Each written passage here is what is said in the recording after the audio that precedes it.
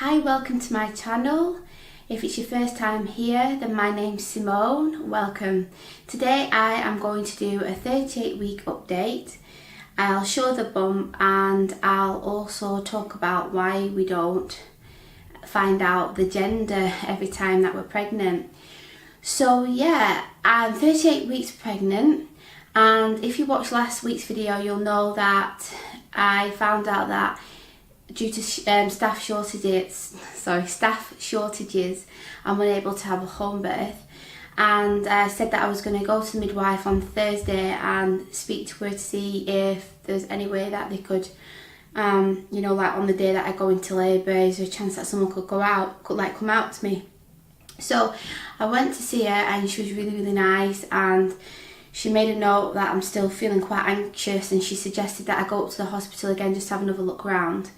And what she said was basically that even if I managed to get in touch with the head of midwifery, she didn't think that there would be a change. She said quite a lot of midwives have left, and if there is a home birth, then there needs to be someone available from 37 weeks right up to, I suppose, if you go up to 42 weeks.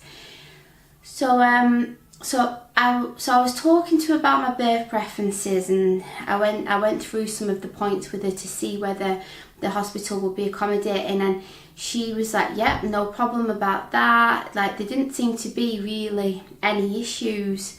So it did put my mind at ease when I went away, and I had to speak to Ryan about it when I got home. And I'd say like this last week, it's like Wednesday today, I'd say this last week, me like packing stuff and doing my hypnobirthing and visualization techniques, and then I was speaking to like a midwife like on Instagram who's all for like VBAC natural births and things like that.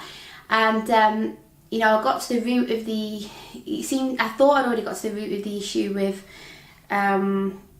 you know, like the first birth and the anxiety and everything, but I think speaking about it and just going through everything, it's made me feel a lot more at ease and a lot more confident. And like Ryan said, you know, you've birthed a baby naturally once, and just try and set your mind on that. Even if you was to go into labour in a supermarket or like in a shop or something, that you can do it. You know, just yeah, just keep visualising that everything's going to be fine, and you know, we'll be able to make the hospital room as homely as possible. So I've put some little things in my bag to take with me. So yeah, so that's the update to do with that. In regards to symptoms, I'm still having quite a lot of heartburn. The fatigue is definitely not as bad as it was. I think the iron's really working. And I'm not getting up as much in the night, which is really awesome. So like my sleep, I am sleeping quite well. Feeling so much Braxton Hicks now, and pressure, and like the Braxton Hicks, I don't think they are contractions, but I suppose they could be like sporadic ones, but they really do grab my attention.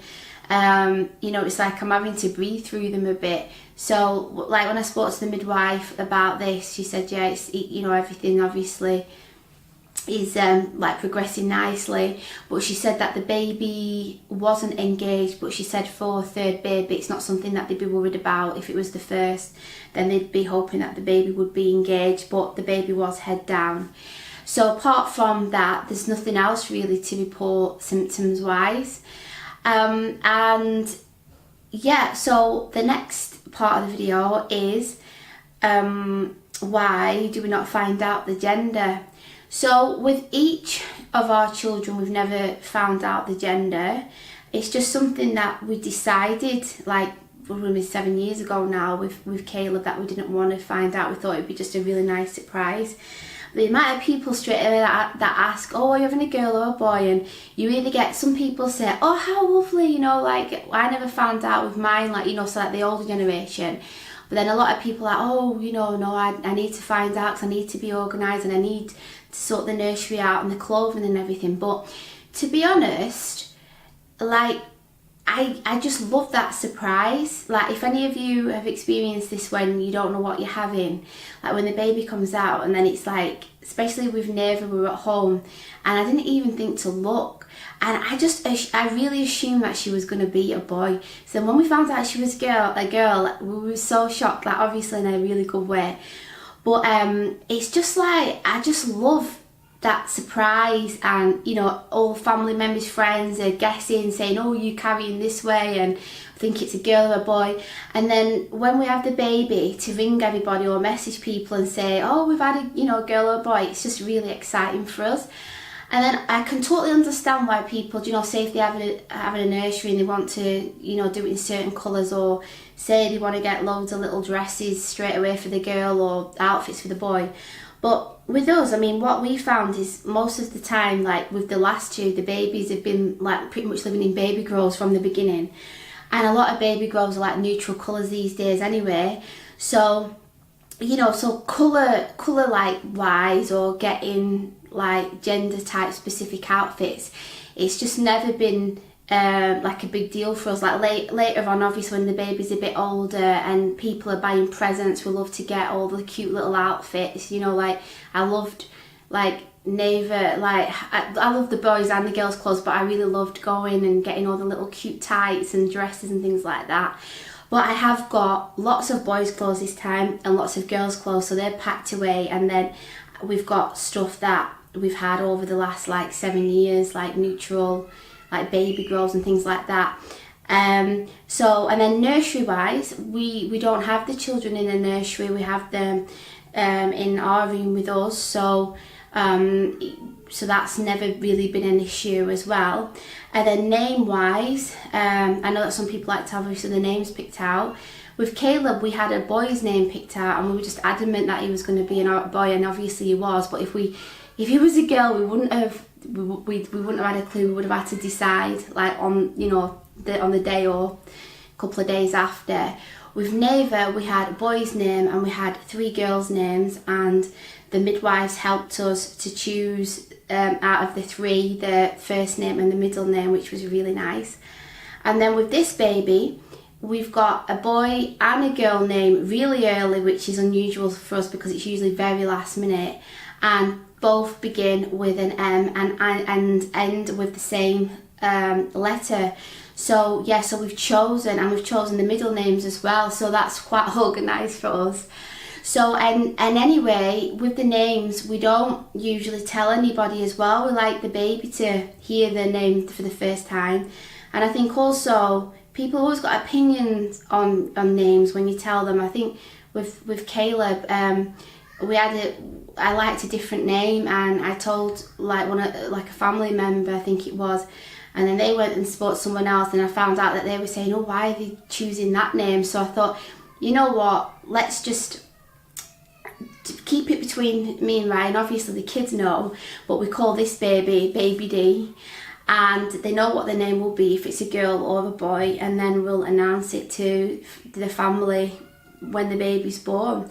So they're the reasons. Obviously nothing against people if they want to find out the gender, but just us personally, we just really, really love that surprise. It's just really nice. So I'd be really interested to know if anybody has, say, had a baby, known the gender, and then the next time they've not wanted to know the gender. And did you feel differently, like when you'd given birth? Was it more exciting, like to not? I mean, it's exciting anyway having a baby, but was it more exciting to like what, we're having a girl or a boy, like for example? So please leave your comments below. I'd be really interested.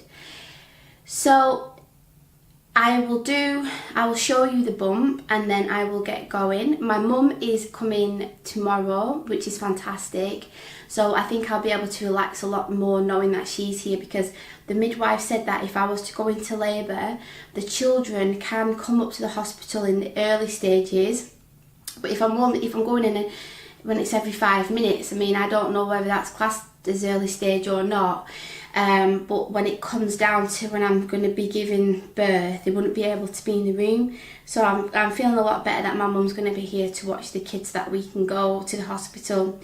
And if you, another thing as well, when I was saying about the gender neutral thing, we my daughter thinks that we're having a girl and my son thinks we're having a boy.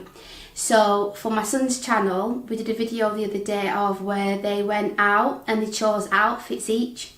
So if you want to check that video out, I'll leave a card at the top and a link below. It's really sweet, the little outfits that they've chose. And I really thought that my son was going to go with something with like trucks and blue and loads of like really boy type clothes, and like my daughter, I thought she was going to go for like a bright pink ballet dress, but they've ended up going for quite neutral colours really. So whether we have a boy or a girl, I think most of the clothes will come in handy. So if you want to have a look at that, then like I said, I'll put the details down below. And thanks so much for watching and supporting the channel. And obviously if the baby decides to come early, you know, then I won't be, you know, I don't know if I'll be making a video or not next week, but hopefully I will be.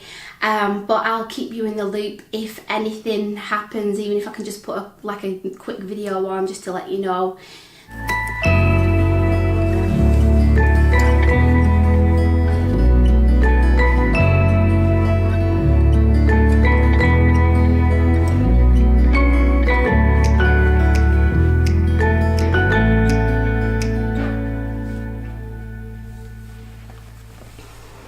So thanks for watching, and if you're new here and you like the videos, then please can you subscribe, and I'll see you next time. Bye!